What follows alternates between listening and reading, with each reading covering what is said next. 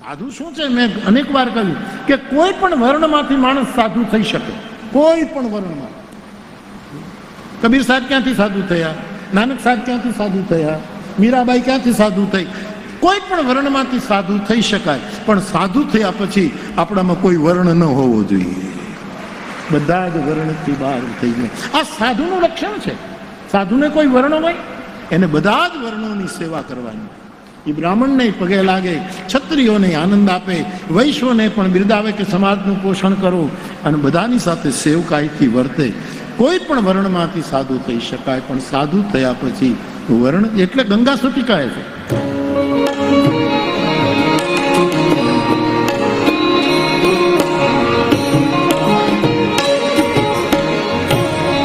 જાતિ રે છોડીને અજાતિ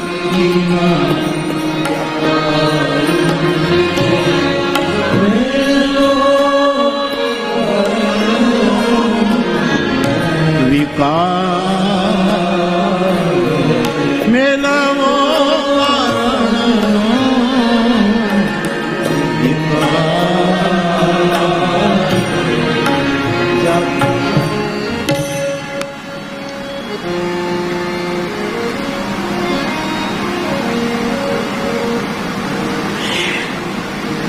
જેની પાસે મુનિનું મૌન હોય, જેની પાસે ઋષિની વાણી હોય,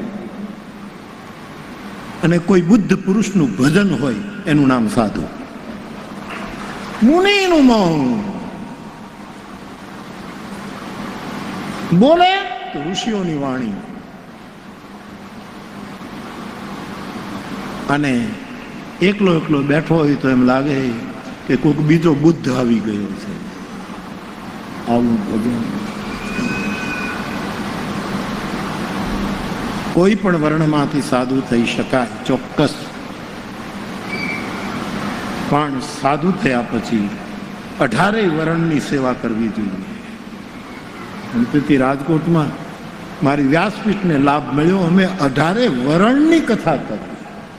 સમઃ સર્વેષુ ભૂતેષુ મદભક્તિમ લભતે પરામ. સર્વભૂત હિતે રતા એ ટુકડો હતો એ કથાનો મુખ્ય લોગો. સર્વભૂત હિતે રતા. તો આશ્રમનો ત્રીજો ઢંગ મારી દ્રષ્ટિએ મારે બનાવવો નથી, તમને પાકું કહું. આ પૂછ્યું છે એટલે કહું છું, એટલે કહું છું. અને હું મળવા માંગુ છું આ નવ આશ્રમ બનાવનાર યુવકને મળવાનું.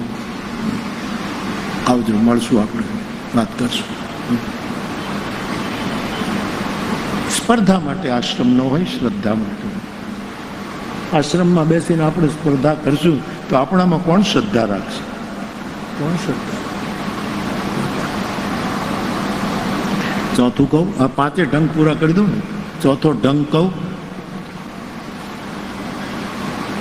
આશ્રમમાં કોઈ વસ્તુ વેચાવી ન જોઈએ, વહેંચાવી જોઈએ.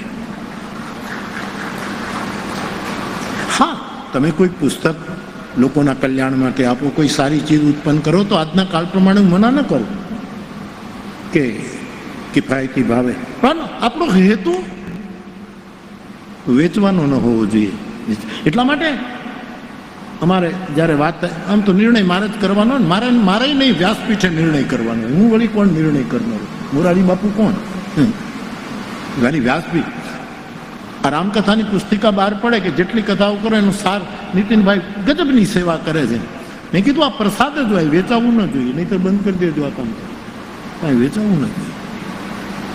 મેં આશ્રમનું હા, પણ ઘણા આશ્રમો ઔષધિ બનાવે ને વેચે, ઘણા કોઈ સારી સારી વસ્તુ. પણ ઘણા આશ્રમોમાં તો બાપુ મેં એવું છે, ગાયો વેચે છે. ગાયો વેચાય નહીં, ગાયોના દાન કરાય. કોણ આપણી ગૌશાળા ઉપર ભરોસો રાખશે? અમારી પાસે ફરિયાદ આવી છે, કહું સાધુ તો ગાયોનું દાન કરે. એટલે કોઈ પણ વસ્તુ વેચાવી ન જોઈએ, વહેંચાવી જોઈએ. એ આશ્રમનો ચોથો ઢંગ છે મારી દ્રષ્ટિએ.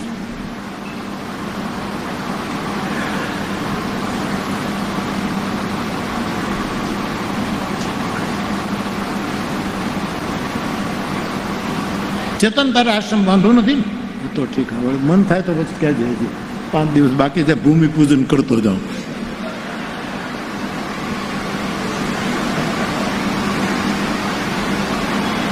પાંચમો, મારી દૃષ્ટિમાં આશ્રમનો ઢંગ એ છે કે જેમાં કોઈ પણ સાધુ સંતોની, કોઈ પણ જીવની, જડની, ચેતનની કોઈ દિવસ નિંદા ન થતી.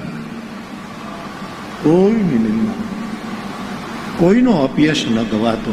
આવ્યા છો, રોટલો ખાઓ, આરામ કરો હોય તો આરામ કરો, અને તમારા જે ઈષ્ટદેવ હોય એનું ભજન કરવું હોય તો ભજન કરો, ધ્યાન કરવું હોય તો ધ્યાન કરો, યોગા કરવા હોય તો યોગા કરો, નાહવું હોય તો નાહી લો, નાહ્યા વગર હોઈ જવું હોય તો હોઈ જાવ, જે કરવું હોય કરો, પણ કોઈની નિંદા ન કરતા. આ 5 ઢંગ છે. હકા તારે કરવો થશે એ કે પણ છે આટલું મોટું ક્યાં? મિત્ર, આ 5 તમે છોકરાઓ તમારામાંથી કોઈ એ ગજાનંદ તમને લાગી ગઈ છે? નહીં પહેર્યું છે તો ભગવું નહીં? ઠીક છે.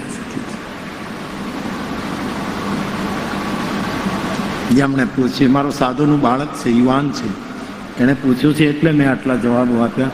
હું એને જરૂર મળીશ, અને મારો જો સૂર્ય સમજી ગયા હોય તો આશ્રમ કરવાની જરૂર નથી. સાહેબ, આ પરમાત્માનું આખું જગત આપણો આશ્રમ છે ને આપણું આશ્રય સ્થાન છે.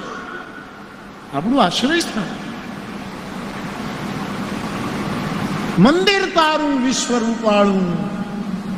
હા, આ કેટલો મોટો વિચાર લઈને આપણે ત્યાં આવ્યું.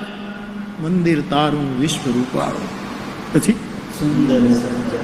સુંદર સર્જન હારા રે, પલ પલ તારા દર્શન થતા.